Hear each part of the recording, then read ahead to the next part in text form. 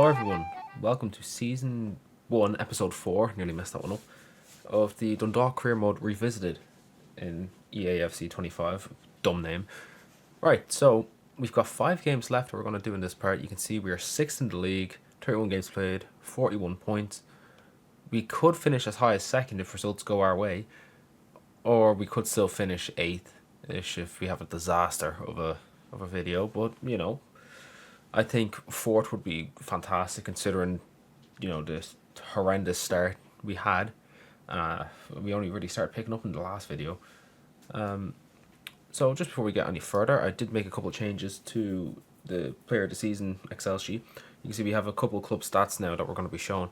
Now, they're not necessarily going to affect how we're doing things, but I do think we might be able to enforce, you know, like a transfer ban if we lose too much, you know, if we're in the negatives for too many seasons and all that. Now, of course, I'll still be able to sign youth players, but anything else I won't be able to. I'll, of course, be able to sell because it doesn't really work like that. It's not like Football Manager where it's orchestrated more around a mechanic like that. FIFA's doesn't really work like that. So that's why I'm suggesting a loose transfer ban. But I will have to look at like the actual UEFA profitability and sustainability rules or whatever it's called. Or I think that's actually the Premier League, isn't it? Look at the smart. If I'm still in severe negatives next season or lose more money next season, I'll invoke a transfer ban for season 3. Just as a little, you know, push, but it's not like I'll be able to sign anyone anyway. The transfer is set to strict. Anyway, as you can tell, Sean Molloy, our goalkeeper, is currently winning the Player of the Season award with Andy Boyle the next closest to him, and then after that it's Josh O'Connor. Yeah, anyway, 5 games left to see who will be crowned our Player of the Season, which means that they will be given... What's it? Is it Player of the Season that gets the block transfer? We have the block offers for them. I think it is. I can't quite remember, but I'm gonna assume it is. Anyway, let's get into this career mode. We've got oh, I can't think. We have Drogheda away in the league. Oh my god, I'm so sorry. Right, let's get into this. We just got so exposed there. Oh my god, that was horrendous. Yeah, that wasn't good. We just hit the crossbar, you for real? So unlucky. Half time, 0-0. Close game, could have been 1-1. Probably should have been. Well, either way, just matter about the scoreline. The result is still the same. Either way, this game could go either way. This has 1-0 written all over.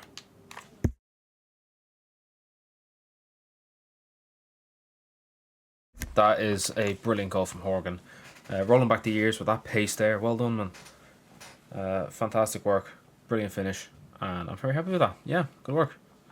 I suppose you're leading the race for man of the match at the moment because there's no one in my head for it. So, well done.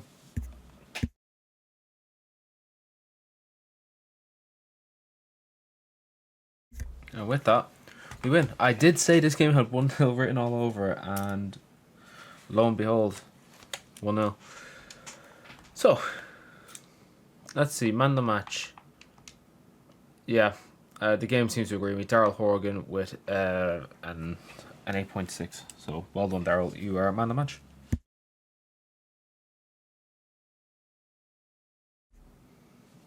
Right, we're playing Waterford. 4 games left to go. Let's see how we can do.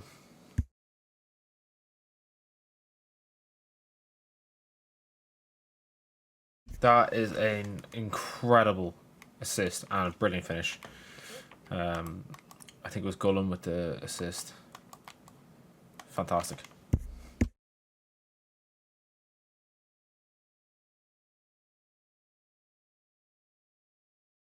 Alright, we should have had a corner there, but look, it doesn't really matter. We're winning 1-0, half time. Hoping that we can keep this going, but I'm not going to get a boner thinking about it yet. Sean Molloy, man, you won't be getting man of the match this time.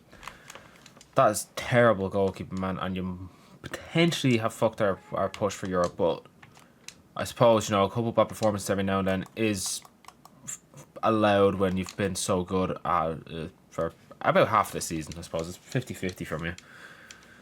But I suppose he is also the lowest rated player in the starting 11, week in, week out, so, you know, there's only so much your man can do.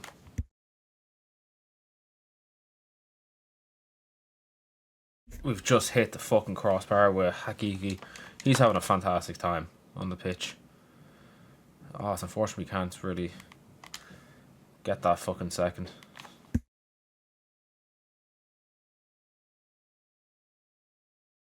Boyle got a red card for that foul. Oh, get off it, EA. Come on, man. Right. Alright, we're going to take a Kiki off. I don't want to. I think he's been probably man the match as it stands. But he's coming off. We're going to put O'Connor on for Gullen. And Walker on the pitch. Because there's not really... I'm trying to think of different positions people can play. Because Keane would usually be... Yeah, screw it. We'll put Kyo there. Bam. That's what we're doing. 2 defensive midfielders are centre back. This is the state of the team at the moment. That was just not a foul. I'm not happy with that. I think there's a bit of crap there from EA. I've also noticed that for goal kicks it doesn't, you know, make your subs, which I think is retarded because it's done for every other FIFA, and all of a sudden this FIFA it doesn't do that. I think that's very dumb. Bad choice.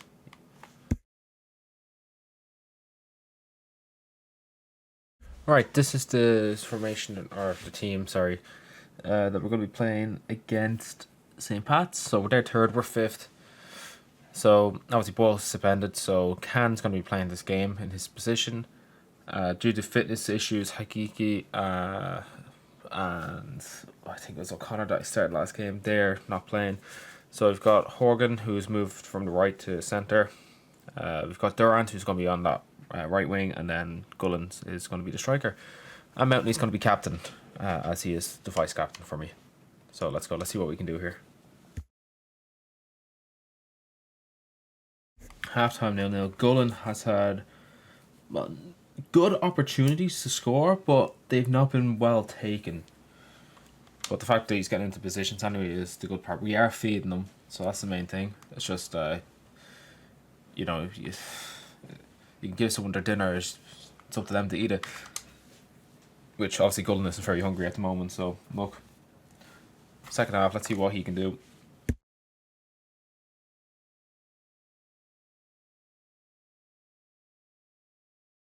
Oh, for fuck's sake, man. Ah.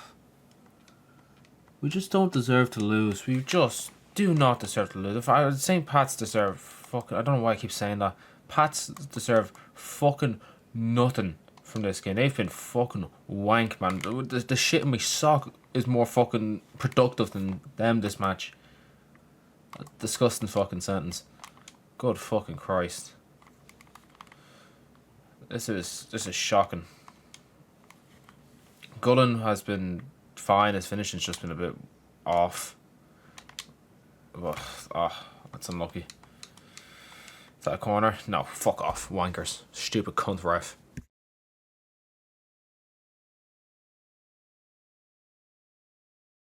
And we lose. Disgusting from EA there. We shouldn't have lost that.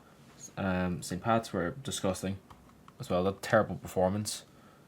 And unfortunately, you know, I'm not blaming Gullen, but if he had had a better finishing for one of his 4 or 5 chances, we obviously would have won that, I think.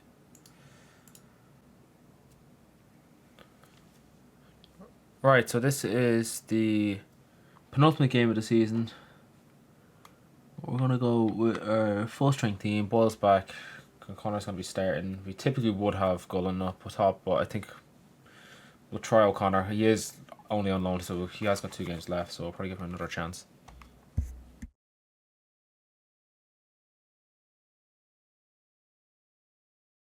I think I think we conceded a phantom goal. Because I just... Oh god, that was so fast. Did it go over? It did go over. Okay, because it looked like it went in. It bounces... What the fuck? So... Yeah, it bounces through the net. I was right. Hold on. Goes... Yeah, so it goes over the bar. Somehow finds its way back into net and bounces out. Jesus, okay, that was confusing. I wonder why I thought it went in.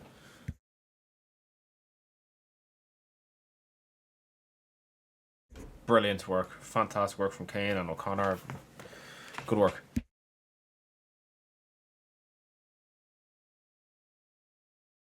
Half time, 1-0. We're doing enough at the moment, but second is going to be rough. I don't think we've got second, but we could still get third.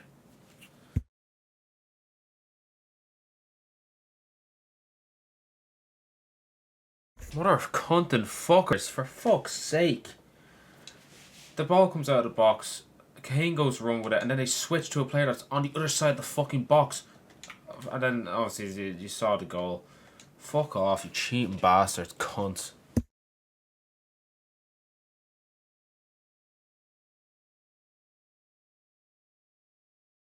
There we go, we fucking deserved that. Well done, O'Connor. Absolutely did not deserve to drop points in this game like we have in the last few. Good work, lads. And that should be game over unless EA has one last shitstir thing up their sleeve, which it doesn't look like they do. We're just going to launch that just so I can fucking win and pick him on the match. I'm thinking O'Connor because he got the assist and the goal. And agrees with me. Okay, right, there you go. Josh O'Connor, 9.3 man of the match. Right, we've got Sligo Rovers to finish this season off. We're guaranteed a 6th place finish at least. The best we can get is 4th, which I did say I would happily take 4th. All we have to do is win. No one else can play any more games. They've all played their games. St. Pat's are playing Shelburne. That's pointless. They're already champions. That doesn't affect me. Sligo Rovers does. We just need to beat them.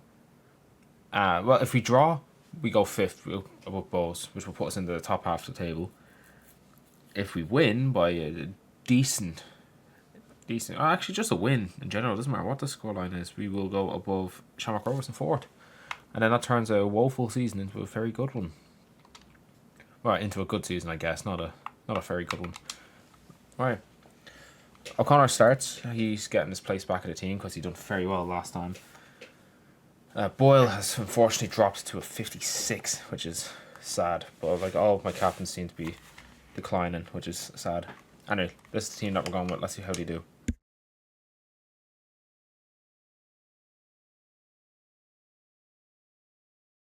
That should have gone in, lad. That's unfortunate.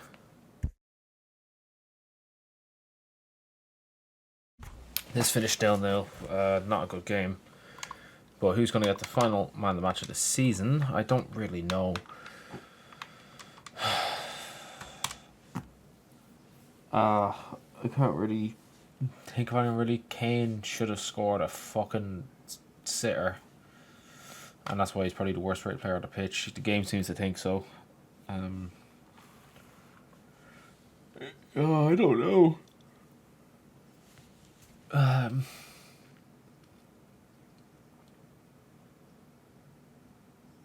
Maybe Hakiki, I think. I didn't really notice him doing anything that bad. Unfortunately, we didn't get anywhere, but yeah, I'll give it to Yad Hakiki. So, congratulations, you are the final winner of the Man of the Match award with a 7.5. So now I have to do quite a few things to the end of the season.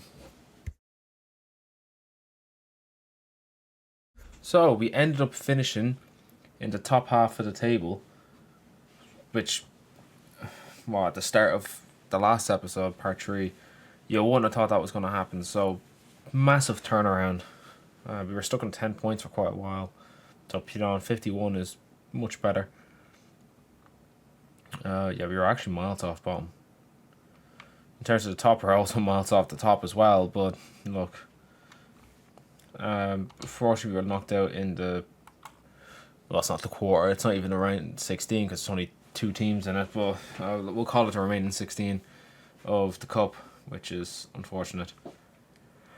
Oh, wow, okay. I now need to set up some of the stats that we have, so I'll do that and then get back just in 2 seconds.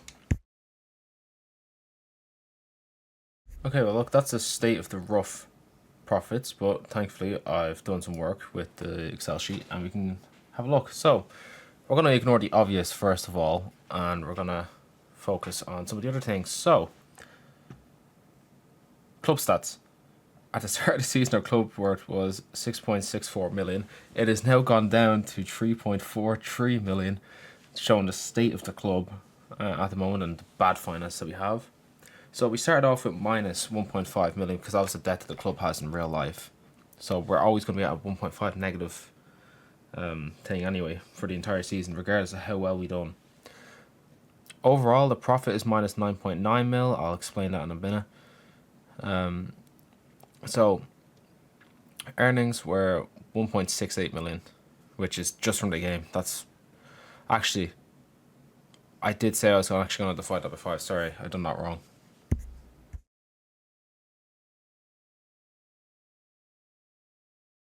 Okay, so I fixed it.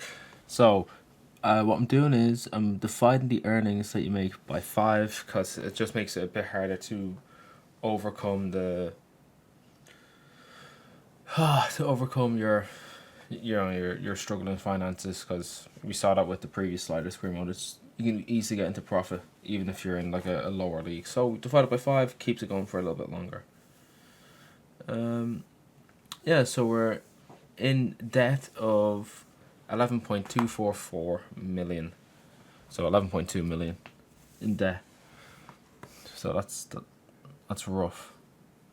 So now that we have that out of the way, we're going to struggle. If we're still in debt by next season, or not within the minus 1.5 mil debt by the end of next season, I will probably invoke. In fact, I will invoke a transfer ban for season 3. Anyway, player of the season. I'm sure you can see a slight issue with it. In third place, by 0.2 points, we have Jad Hadiki, who's just about in there.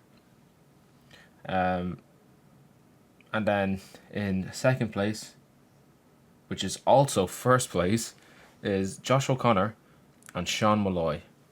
They are both your player of the season for the first time ever that I've done this, even when I've been doing it by myself back in FIFA 15 and 16, just writing it on a piece of paper. We have a draw. So I have to think of a way to make it fair so I can pick one, and some smart people might have already figured it out, or if you were paying any attention, you'll see when I do this, Josh O'Connor is on loan, meaning that he's not going to be at the club next season, and I can't afford to buy him either, because if I could afford to buy him, I would say like the reward would be that we get to buy him, but I can't afford that. So your player of the season is instead, by default of being at the club for next year, is going to be Sean Molloy, and we're going to block offers as that's the reward for that player. So well done, Sean. You're the first player to have all transfers blocked, so that's quite good. And as for Josh O'Connor, very unlucky. In fact, you didn't even play as much as you probably should have. Like 25 games out of 36 is, unfortunate. Like, you were able to do that well, but look, I might as well do goal scores and all that stuff while I'm here. If I had to make a guess, I'd say Gullen, top goal scorer. No, it was Horgan with 10. Oh my god, 10 goals to the top goal scorer. That is terrible. Josh O'Connor's second with 8. Gullen with 6 in third place. Assist leaders are Horgan, Kane, Jadakiki. In fact, based on the stats, Horgan should have been our player of the season, but look, they don't choose the player of the season. I do. Well, the Excel sheet does, but look, it is what it is. So, ladies and gentlemen, that's where we're going to leave this season. Thanks for watching. Hopefully this wasn't too bad of a watch. I know I've been all over the place during this recording, but yeah, we'll see what we can do. Might be massive shakeups. I'm not going to be able to dictate as many bullshit like rejections of transfers from next season onwards. So we're probably going to start struggling more. I'm going to have to really, especially since it looks like we're going to be in debt for the we're going to be in debt by the end of next season, which means the transfer ban. I'm going to have to get some free agents in this season to try to keep us going. Well, season 2. And just before we go, one thing I need to note is that the profit or the expense you'll see is 5 mil, but somehow our debt ended up being 11.24. It's because it's not fair that we have. I don't think it's fair that we have a 5-star scout straight away. Like you see him there, 5-star scout straight away. So I decided to take the cost, which would be 5 million for one of them, and just add it on to our expenditure. As I think that's probably the fairest thing to do. So yeah, that's where we're gonna leave it. And yep, thanks for watching, everyone, and I'll see you for season 2, episode 1, which will be this Sunday, I believe, 28th, I think, the 1st, the 2nd, no idea. Anyway, we're getting into Christmas period soon, so it's gonna be epic.